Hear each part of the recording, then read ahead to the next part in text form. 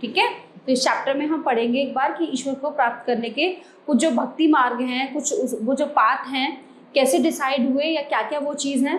So let's start. Bhakti movement, Sikhism, Sufism and its teachings and religious system. So devotional paths to the divine encompass a wide range of practices and beliefs found across various religions and spiritual traditions. So these paths emphasize personal devotion, love and surrender to a higher power, often fostering a deep connection between the individual and the divine. ठीक है, तो सबका अलग अलग तरीका होता है भक्ति करने का, अलग अलग पाथ होते हैं सबके, तो उसी बारे में हम डिस्कस कर रहे हैं। Two movements in medieval period brought a new form of spirituality among Muslims and the Hindus. तो जो दो आंदोलन हुए थे मध्यकालीन युग में, वो एक नई वो लाए स्पिरिचुअलिटी हिंदू और मुस्लिम इनके धर्म को लेके। So the Sufis were mystic who called for liberal Islam. तो इस्लाम तो क्या बोला जाता था उन्हें? सूफी। So they emphasised on egalitarian society based on universal love. The Bhakti Sant transformed Hinduism by promoting the devotion as means to attain God. But there were many common points of view in their principles, as both movements emphasized on social equality and taught moral values. The Bhakti movement, Bhakti आंदोलन क्या होता है ये? The word Bhakti means devotion or love for God. ठीक है, भक्ति का मतलब होता है भगवान के प्रति श्रद्धा रखना, भक्त होना उनका, भगवान के लिए प्यार. So its teaching did not believe in caste distinction और क्लास हेटर. तो जो भक्ति, जो पूजा, जो भगवान होते हैं वो नहीं मानते इस चीज़ को, क्या चीज़ है कि कोई श्रेणी है, कोई वर्ण है, कुछ है, किसी का कोई पद है, इस चीज़ को नहीं मानते. Its followers are divided into two groups, those believing god having a form saguna and those believing God has formless nirguna, saguna or nirgun. So the follower of saguna bhakti worship their gods in different forms and in various incarnations. The followers of nirguna bhakti consider God as omnipresent and residing in every heart. Basic principle. Main principles of bhakti movement were: the bhakti movement had seen its rise early in the 6th century in South India. About 12 Vaishnavite sons known as Alvars and 63 Sabbats known as Nayanars had started this movement in the Tamil region. During medieval period, the movement spread to the whole of India. Its basic principles are, तो उसके basic सिद्धांत क्या थे? Kindness, discarding of any discrimination based on gender, caste or creed, brotherhood of mankind, a loving relationship between a devotee and his personal God, and discarding of rituals and sacrifices as modes of worship. The 7th to 19th, there were 63 Nayanars who belonged to different social backgrounds such as potters, untouchable, workers, peasants, hunters, soldiers, Brahman and chiefs. So the best known among them were Apan, Sambandar, Sundarar and Manik Avsagar. There are two sets of compilations of their song, Tevaram and Tiruvakkam. Okay, so there were 12 Alvars who came from equally divergent backgrounds, the best known being Peri Alvar, his daughter Annal, Tondari, Kodi Alvar and Namalavar. Their songs were compiled in the Divya Prabandham. Success of Bhakti movement. Bhakti movement became success due to the following reasons. Bhakti sons preached in the popular local languages Hindi, Marathi, Bengali, Uriya, Assamese, Telugu and Kannada. They emphasize simple ways for the realizations of God. They turned bhakti into a movement of masses. At the time when society had become polarized, they discarded caste, color, creed and gender-based bias. Important bhakti son. Some of the great reformers of the bhakti movement were the following. First one is Ramanuj. Was born in a town near Madras. He preached the worship of Vishnu. He won many followers in South India. Okay, Ramananda was born at Allahabad in a Brahmin family. He was the first reformer to preach in Hindu. So he preached in the north.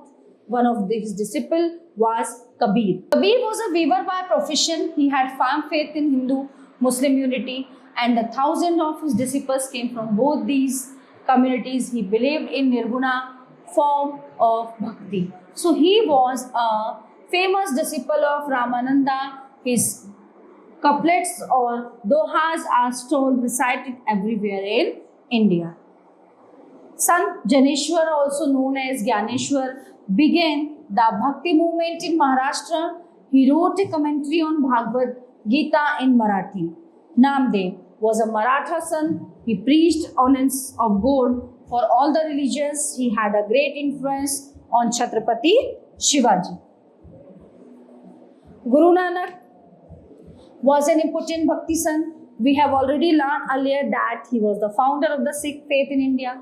He was born at Talwandi in West Punjab. His teachings were later collected in Guru Granth Sahib. Vallabhacharya was born in a Brahmin family near Banaras. He preached the worship of Lord Krishna. He said that there is no difference between the Atma and Paramatma. Such a doctrine is called Advaitavad. ठीक है. अब Chaitanya was born in Nadia in AD 4085. He was a devotee of Lord Krishna and preached universal brotherhood and love, her main Vaishnavism, very popular in Bengal, Assam and Odisha. Mirabai was a Rathod princess. She was married to Rana Sanga's eldest son, Bhojraj, since her childhood. She was a great devotee of Krishna. Her devotional songs are very popular even today. She contributed a lot in popularizing the Bhakti movement. Narsi Mehta is also known as Narsimha Mehta. He popularized the Bhakti movement in Gujarat. His songs in Gujarati depicting divine love of Radha Krishna are still very popular. Surdas and Tulsidas were great poets. Surdas was a devotee of Krishna and Tulsidas worshipped Ram. So the poems of Surdas were later compiled as Sur Sagar. So Tulsidas is the author of Ramcharitmanas and many other works including Hanuman Chalisa. Okay, so Shankar Dev in Assam was a great religious reform. He believed in absolute devotion to Vishnu and in his incarnation of Krishna. So he made Vaishnavism very popular in Bengal, Assam and Odisha. Sufism and its teachings. The Sufis had come from Persia much before Islamic rule. So they had settled in various parts of India. So the Sufis laid great emphasis on the principles of Tawbah and Tawakkul, trust in God, repentance and trust in God. They derived their teachings chiefly from Hadith, saying of Prophet Muhammad as well as Quran. So during Islamic rule, a large number of Sufis came to India from different Islamic countries. After the rise of Bhakti movement, Sufism also began to grow. So they did not believe in feast, fast and rituals. So they believed in love for the fellow beings. They emphasized love and devotion as a means of coming nearer to God. The main principles of Sufism were: God is one and all powerful, all men are his children. If one truly loves God, then one comes nearer to God and to one's own fellow man. Prayers, fast and rituals were not so important as the true love of God. Paths to God can be many, so one should be tolerant of other religions and sects. Respect for all human beings is necessary. One should be a better Hindu or a better Muslim. As such, there is no need of conversion. Devotional music is one way of coming close to God. People should follow the teachings of a pir who was like the Hindu guru. Some important reformers of Sufism. Hazrat Khwaja Muhyiddin Chishti was born in Central Asia. He died in AD 1236 and was buried at Ajmer. So his dargah is a place of pilgrimage for the Indian Muslims.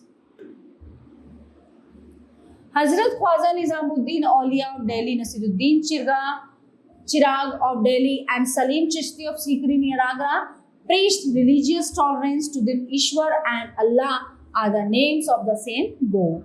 Now we will talk about Sikhism. Hazrat Nizamuddin Auliya was the disciple of Hazrat Baba Farid. After the death of Baba, he led the Chishti order and admitted many men into the order. Guru Nanak was the founder of Sikhism. He was born in 1469 at Talwandi, now called Nankana Sahib, now in Pakistan. So, Adi Granth or Guru Granth Sahib is the sacred book of Sikhism. The main teachings of Guru Nanak form the basic principles of Sikhism. According to him, God is one. So, he is the creator of the universe. So, God is truth. भगवान एक है, भगवान सत्य है. Class distinctions are useless because they divide human beings. कोई श्रेणी, कोई पद मायने नहीं रखता, केवल God. He believed in good actions and true devotion. To bring different castes together, he insisted that his followers should dine together at the langar or community kitchen. He did not believe in renouncing the world. He said that the household stage is superior to all the stage. There are 10 Guru of Sikh. Guru Nanak, Guru Angad, Guru Amar Das, Guru Ram Das, Guru Arjun, Guru Har Gobind, Guru Har Rai, and Guru Har Krishna, Guru Tegh Bahadur, and Guru Gobind Singh, who founded the Khalsa in 1699. Religious system. धार्मिक system क्या है? Religious system in the north 800 to 1200. During this period, the Rajputs were mostly followers of Hinduism. जो राजपूत थे वो हिंदू के follower थे. This religion made great progress under them. Both the Shaiva and Vaishnava sects were quite popular in northern India. So the people worshipped Vishnu, Shiv, Durga, and many other gods and goddesses of the Hindu. So people belonging to Vaishnava sects came to believe in the legend of 10 incarnations of Vishnu. These 10 incarnations are Matsya Kurma, Varaha, Narasimha, Vamana, Parsuram, Rama, Krishna, Buddha, and Kalki. Religious system in the south. A number of religious movements started during this period. The Alwar and Naina saints continued to popularize their own sects. The Alwars popularized devotional songs of Vaishnavism, while Nainars sung hymns in praise of Shiva. So the Lingayan was the most popular of the religious sect. Some great religious teachers also lived during this period. So the best known among them were Shankaracharya and Ramanuja. So Shankaracharya was born around AD 788 and belonged to Kerala. So he taught that knowledge was necessary for the worship of God. It is called the Janan Marg. He preached religious monotheism for the system of Advaita, which means that God is unique. He established 4 mathas or centers of Hindu culture in the 4 corners of India, namely Jyotirmath. At Badrinath in the north, Sharad Peeth. At Dwarka in the west, Govardhan Math. At Puri in the east and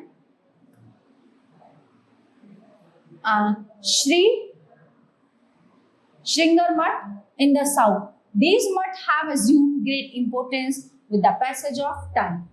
Ramanuj preached the Bhakti Marg. He was born in Tirupati about in AD 1070. He emphasized that love and devotion were necessary for the worship of God. So he regarded all human beings as equal. For him, no one was high or low. So every man could attain salvation by the true worship of Vishnu. Okay, Madhvacharya's teachings were similar to those who Ramanuj. Unlike Shankaracharya, he believed that God and soul are 2 different things. Religious system during the Delhi Sultanate. During Sultanate period, the Turkish rule over India, the main principles of Islam were the following. There is no God but Allah and Muhammad is his prophet. Muslims must pray 5 times a day. Muslim must give alms to the poor and needy. Muslim must observe fast during the holy month of Ramzan. Muslim must make a pilgrimage to Makkah at least once in a lifetime if they can afford to. The pilgrimage is known as Hajj. Religious systems and cults under the Mughals. Mughals were followers of Islam like their Turkish counterparts. They applied religious law in the functioning of the government. So Akbar, however, followed a liberal religious policy. He believed that every religion was basically good. He was influenced by the liberal idea of the Sufi sect in AD 1579. Akbar also issued a royal Farman declaring himself as the supreme arbiter in religious matters. This order also reduced the powers of the Muslim clergy, the ulema. So during the religious discourse at the Ibadat Khana, Akbar found out that basically all religions taught similar things. So thus he incorporated the principles of all the religions to found a new faith which they named as Din-e-Ilahi. Okay, so these are the all topics related religions. Okay, so all topics are covered here in this chapter. I hope you all are very well understand it and enjoyed also. We will meet you the next class. Thank you.